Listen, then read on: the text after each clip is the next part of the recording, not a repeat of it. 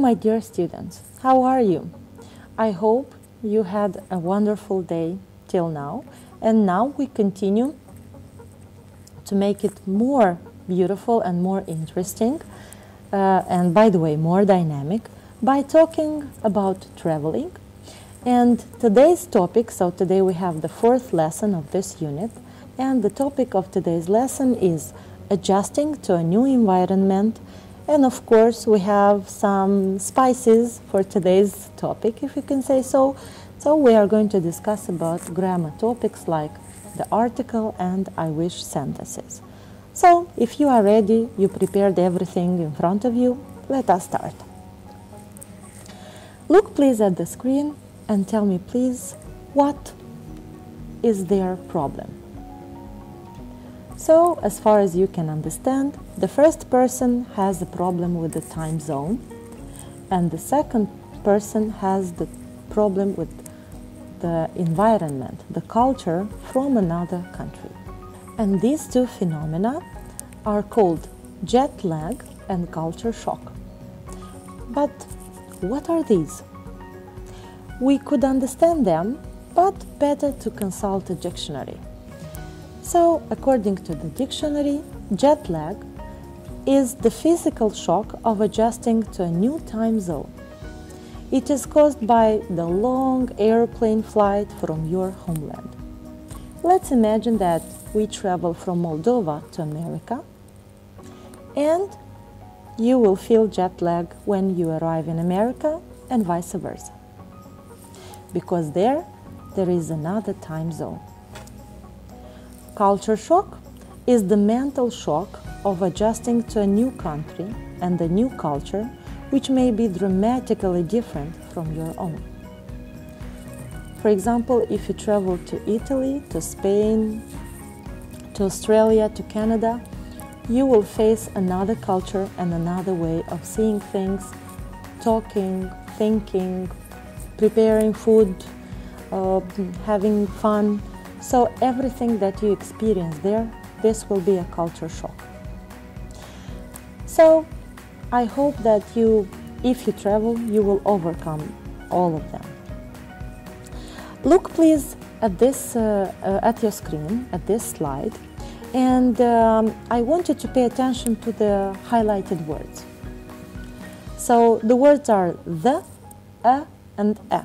So the mental shock, a new country, a new culture. So, I hope that you understood that today we are going to speak about article.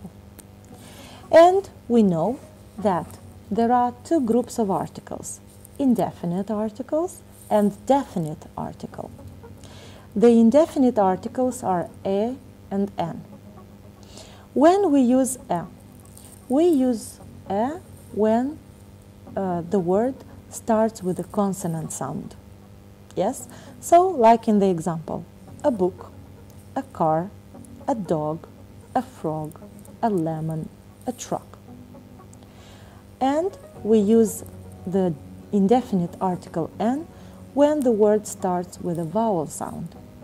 Like in the example, an apple, an egg, an insect, an orange, an umbrella, an actor.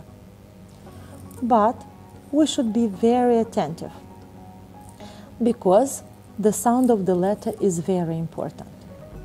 For example, when we pronounce a house, we can hear the sound h, a house. But when we want to pronounce the word our, h, the letter h, is silent. So that's why the word starts with a vowel sound. Our. That's why we use an hour. Another example is an uncle. Uncle starts with a vowel sound. But for example, a university, U sounds like a consonant. So that's why in the case of the word university, we have to use a university. These rules apply to all words after a or an, including adjectives, adverbs, and many other words. For example, a cold day, a very crazy person, an easy lesson, an interesting class.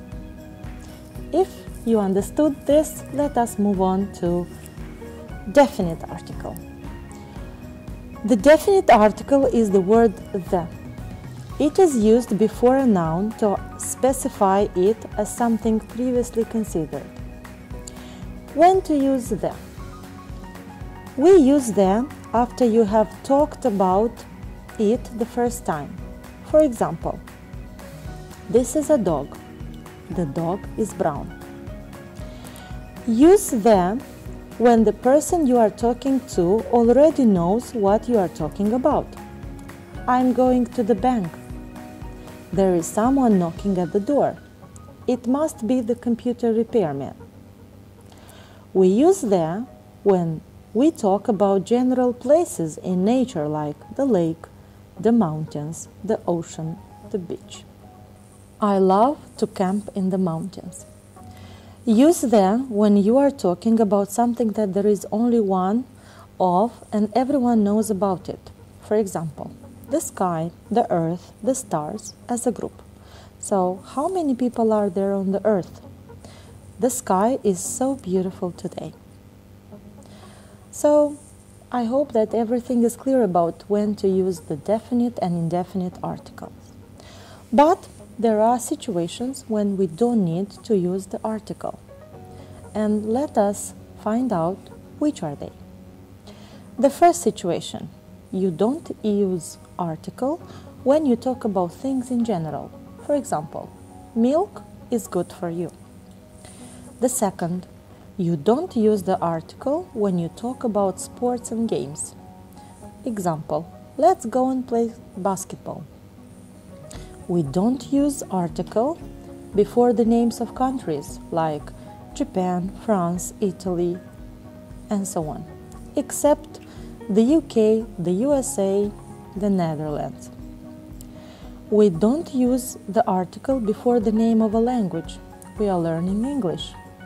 We don't use the article before the names of railway stations when they are also place names.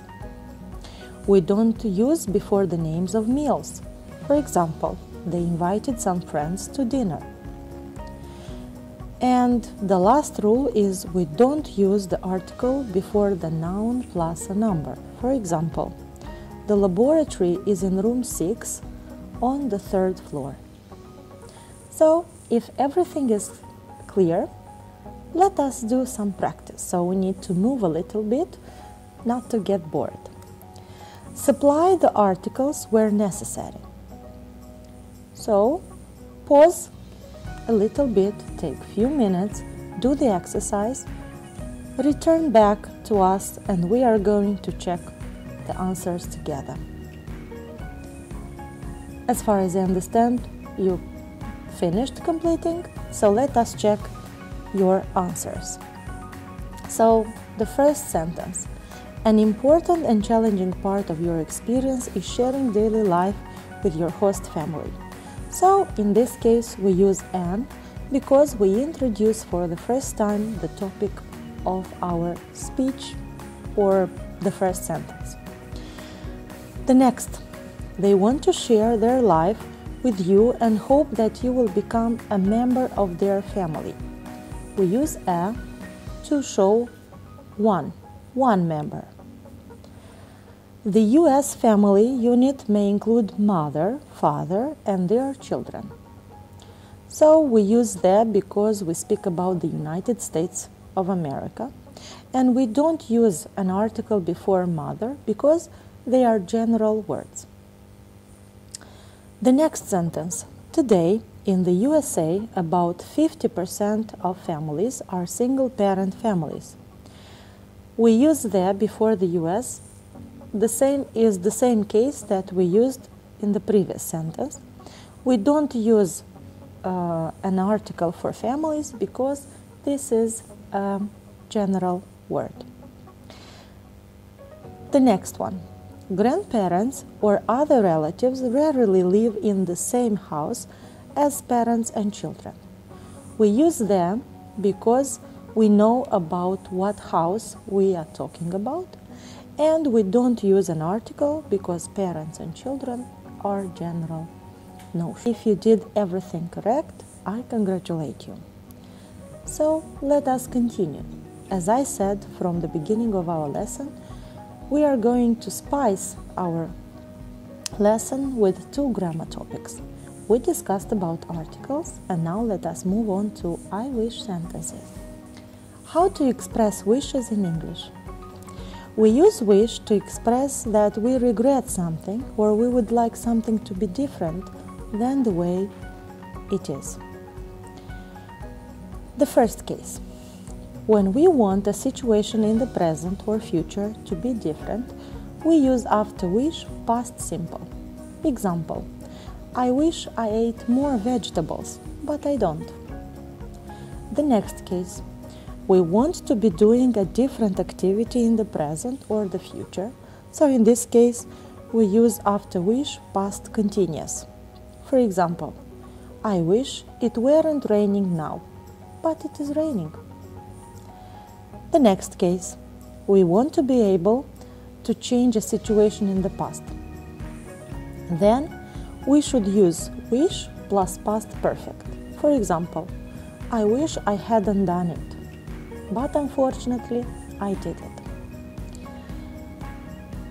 The next case, we want something to happen, we want someone to start doing something, or we want someone to stop doing something which annoys us. In this case, we use wish plus would.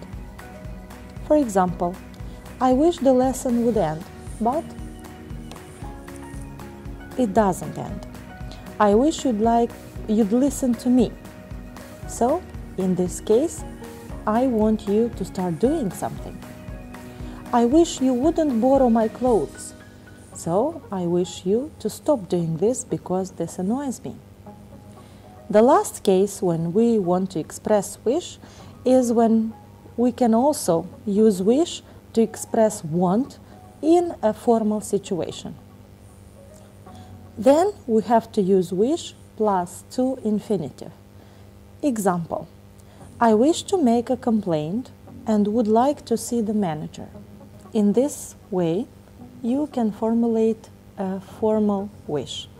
So if everything is clear about I wish sentences, let us practice a little bit. So look please at the sentences on your screen.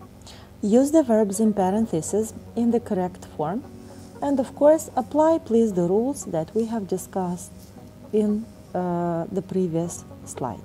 Take a few minutes, pause, work on this exercise, apply the rules that we have explained, and afterwards we will check. I understand that you are ready, so let us check the sentences. The first one. I wish I had met her after work for a friendly little chat last week. So, last week is a good thing because we understand that this is a wish connected with something that we want to change in the past. But unfortunately we cannot do this, and that's why we use past perfect for expressing this wish. The next, point B. He wished the proofreader had noticed all the significant flaws in the writing. Wished is another clue that we have to use for the past, this wish. So he wishes to change something in the past, so that's why we use past perfect. Point C. We wish we wouldn't deal with so many ordinary problems of life. So this annoys us and we want this to stop happening, so that's why we use would after the verb. After the verb wish, by the way. Point D. I wish he would be concerned with real moral values and not with appearances and wealth. I want him to stop doing this and start doing another thing, and that's why after wish we use would. E. She wishes she stayed in a hotel situated along the river walk. So she wishes, it means she wants to happen now, but she cannot change this. So that's why we use the verb in the past form. And the last one, F. I wish I could visit the former home of William Sidney Porter. So the real situation is that he or she cannot visit this house. So that's why we use the verb can in the past form could. So if you did everything correctly, or even if you have some mistakes, don't worry. You will perceive and you will insist on doing well, you are going to have results. So usually at the end of the lesson, I have a reflection task for you. So the task for your reflection moment is, if you compared an American family and a Moldovan family using the Venn diagram, what would you mention? Thank you very much for your attention. This is all for today. Have a very nice day and don't forget to stay home and learn English. Bye bye, see you next time.